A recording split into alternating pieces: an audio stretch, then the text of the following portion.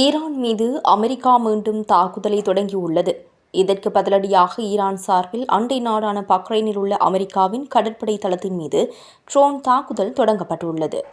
இதனால் மீண்டும் மத்திய கிழக்கில் போர் பதற்றம் ஏற்பட்டுள்ளது.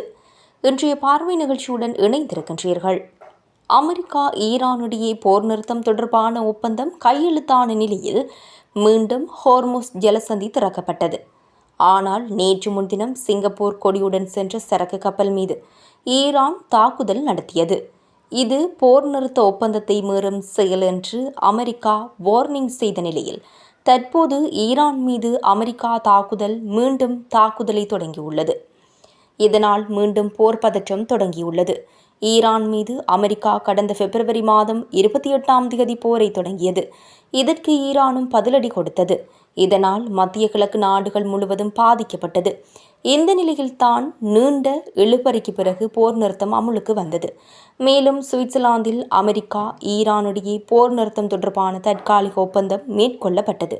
இந்த ஒப்பந்தத்தை தொடர்ந்து ஈரான் தான் மூடி வைத்த ஹோர்முஸ் ஜலசந்தியை திறந்தது. இந்த ஹோர்முஸ் ஜலசந்தி வழியாக மீண்டும் கப்பல் போக்குவரத்து தொடங்கியது. ஆனால் நேற்று முன்தினம் ஹோர்முஸ் ஜலசந்தியை சிங்கப்பூர் கொடியுடன் MV எவர் லவ்லி என்ற சரக்கு கப்பல் மீது தாக்குதல் நடத்தப்பட்டது. ஈரான் சார்பில் இந்த தாக்குதல் நடத்தப்பட்டதாக தெரிவிக்கப்பட்டது. இது மீண்டும் போர் பதற்றத்தை தூண்டியது. மேலும் அமெரிக்காவும் கடுமையாக கண்டித்தது. இது பற்றி டொனால்ட் ட்ரம்பிடம் கேட்டபோது இந்த தாக்குதல் ஈரானின் முட்டாள்தனமான செயல் என்று விமர்சனம் செய்தார். அத்தோடு ஈரான் மீது தாக்குதல் நடத்தப்படுமா என்ற கேள்விக்கு விரைவில் நீங்களே தெரிந்து கொள்வீர்கள் என்றார். இந்த நிலையில்தான் தற்போது ஈரான் மீது அமெரிக்கா திடீரென்று தாக்குதல் நடத்தியுள்ளது. அமெரிக்காவின் போர் விமானங்கள் ஈரானில் உள்ள ஏவுகணை சேமிப்பு மையம், ட்ரோன் பாதுகாப்பு மையம் மற்றும் கடலோர ரேடார் தளங்கள் உள்ளிட்ட இடங்களை குறிவைத்து துல்லியமாக தாக்குதல் நடத்தியுள்ளது. இதனை அமெரிக்க மத்திய கட்டளை அமைப்பு உறுதி செய்துள்ளது. இது தொடர்பாக அந்த அமைப்பு வெளியிட்டுள்ள அறிவிப்பில் ஹோர்முஸ் ஜலசந்தியை கடந்த வர்த்தக கப்பல் ஒன்றின் மீது ஈரான் நடத்திய அட்டாக்கிற்கு பதிலடியாக அமெரிக்கா மத்திய கட்டளை பிரிவின் படைகள் ஜூன் 26இல் ஈரான் மீது பதிலடி தாக்குதல் நடத்தியது. ஜூன் 25ஆம் தேதி ஈரான் சார்பில் MV எவர் லவ்லி எனும் கப்பல் மீது ட்ரோன் தாக்குதல் நடத்தப்பட்டது. இதனால் அமெரிக்காவின் போர் விமானங்கள் ஈரானின் ஏவுகணை மற்றும் ட்ரோன் சேமிப்பு இடங்கள், கடலோர ரேடார் தளங்கள் மீது தாக்குதல் நடத்தின. வர்த்தக கப்பல் மீது ஈரான் நடத்திய தாக்குதல் அப்பட்டமாக போர் நிறுத்த ஒப்பந்தத்தை மீறும் செயலாகும். இதனால் தாக்குதல் நடத்தப்பட்டுள்ளது. ஹோர்முஸ் ஜலசந்தியை கடந்து செல்லும் வர்த்தக கப்பல்களின் பாதுகாப்பான பயண ஒருங்கிணைப்பு நடவடிக்கைக்கு தேவையான அனைத்து ஆதரவையும் நாங்கள் வழங்கி வருகிறோம் என கூறப்பட்டுள்ளது. ஈரான் அமெரிக்கா இடையே போர் நிறுத்தம் தொடர்பாக சுவிட்சர்லாந்தில் எட்டப்பட்ட தற்காலிக ஒப்பந்தத்திற்கு பிறகு ஈரான் மீது அமெரிக்கா நடத்திய முதல் அட்டாக் இதுவாகும். இதனால் அமெரிக்கா மற்றும் ஈரானிடையே மீண்டும் பதற்றம் அதிகரித்துள்ளது. இந்த தாக்குதலை தொடர்ந்து ஈரானும் அமெரிக்காவிற்கு வார்னிங் செய்துள்ளது. அமெரிக்காவின் இராணுவ பகுதிகளை இலக்காக கொண்டு தாக்குதல் நடத்தப்படும் என்று IRGC எனும் ஈரானின் இஸ்லாமிய புரட்சிகர காவல் படை வார்னிங் செய்தது. மேலும் தாக்குதலையும் தொடங்கியது. இருப்பினும் ஈரான் சார்பில் அமெரிக்காவின் எந்தெந்த இராணுவ பகுதிகளை குறிவைத்து தாக்குதல் நடத்தப்படும் என்ற தகவல் உடனடியாக வெளிவரவில்லை. இதனால் மீண்டும் ஈரான் அமெரிக்கா இடையே போர் வெடிக்கும் அச்சம் எழுந்துள்ளது. ஈரான் மீது அமெரிக்கா மீண்டும் தாக்குதலை தொடங்கியுள்ளது. இதற்கு பதிலடியாக ஈரான் சார்பில் அண்டை நாடான பக்ரைனில் உள்ள அமெரிக்காவின் கடற்படை தளத்தின் மீது ட்ரோன் தாக்குதல் தொடங்கப்பட்டுள்ளது. இதனால் மீண்டும் மத்திய கிழக்கில் போர் பதற்றம் ஏற்பட்டுள்ளது. ஈரான் அமெரிக்கா இடையேயான போர் தற்காலிக ஒப்பந்தம் மூலம் முடிவுக்கு வந்தது. மீண்டும் இந்த ஒப்பந்தத்தை தொடர்ந்து ஈரான் தான் மூடி வைத்த ஹோர்முஸ் ஜலசந்தியை திறந்த நிலையில் அதன் வழியாக சரக்கு கப்பல்கள் பயணிக்க தொடங்கின. இதற்கிடையேதான் நேற்று முன்தினம் ஹோர்முஸ் ஜலசந்தியை சிங்கப்பூர் கொடியுடன் MV எவர் லவ்லி என்ற சரக்கு கப்பல் மீது தாக்குதல் நடத்தப்பட்டது. ஈரான் சார்பில் இந்த தாக்குதல் நடத்தப்பட்டதாக அமெரிக்கா குற்றம் சாட்டியதோடு இந்த நடவடிக்கையை கண்டித்தது. இதற்கு ஈரான் எந்த பதிலும் கூறவில்லை. குறிப்பாக அமெரிக்க ஜனாதிபதி டொனால்ட் ட்ரம்பிடம் கேட்டபோது இந்த தாக்குதல் ஈரானின் முட்டாள்தனமான செயல் என்று விமர்சனம் செய்தார். அத்தோடு ஈரான் மீது தாக்குதல் நடத்தப்படுமா என்ற கேள்விக்கு விரைவில் நீங்களே தெரிந்து கொள்வீர்கள் என்றார்.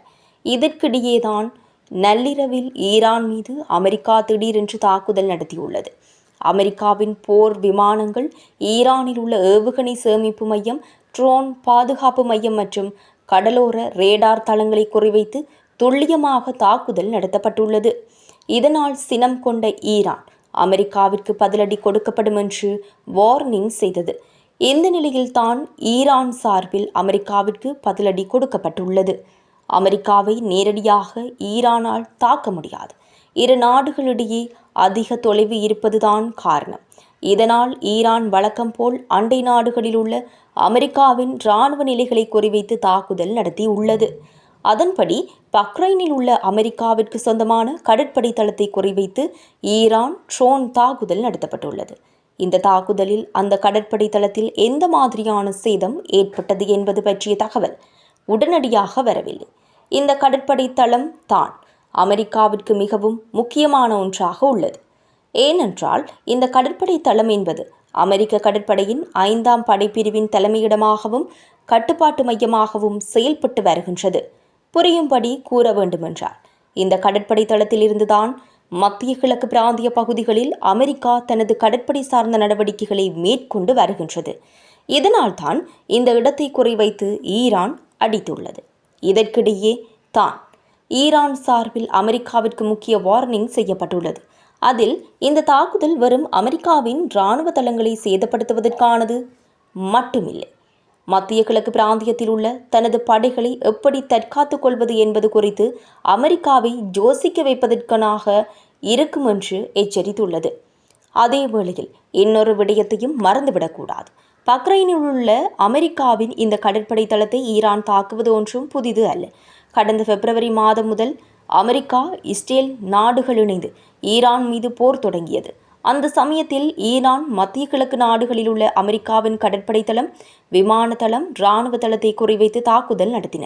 இந்த தாக்குதலின் போதும் பக்ரைனில் உள்ள இந்த அமெரிக்காவின் கடற்படை தளம் மீதும் தாக்குதல் நடத்தப்பட்டது என்பது இங்கு கவனிக்கத்தக்கது. இதேவேளை ஹோர்முஸ் நீரிணை வழியாக சென்ற தாய்வான் கொடியிடப்பட்ட எவர் லவ்லி என்ற வணிக கப்பல் மீது ஈரான் ஆளில்லா வானூர்தி தாக்குதல் நடத்தியமைக்கு அமெரிக்க ஜனாதிபதி டொனால்ட் ட்ரம்ப் கடுமையாக கண்டனம் தெரிவித்தார். இந்த செயலை ஈரானின் முட்டாள்தனமான மீறல் என்று ட்ரம்ப் கண்டித்துள்ளார். ஹோர்முஸ் நீரிணையில் சென்று கொண்டிருந்த எவர் லவ்லி கப்பலின் மேல் தளத்தில் ஈரான் ஏவிய ஆளில்லா வானூர்தி தாக்கியதில் சேதம் ஏற்பட்டது. எனினும் கப்பலில் இருந்தவர்களுக்கு எந்த பாதிப்பும் ஏற்படவில்லை. கப்பல் தனது பயணத்தை தொடர்ந்தது. ஈரான் மொத்தம் 4 ஆளில்லா வானூர்திகளை ஏவியதாகவும் அதில் 3ஐ அமெரிக்க படைகள் சுட்டு வீழ்த்தியதாகவும் சர்வதேச ஊடகங்கள் செய்தி வெளியிட்டுள்ளன.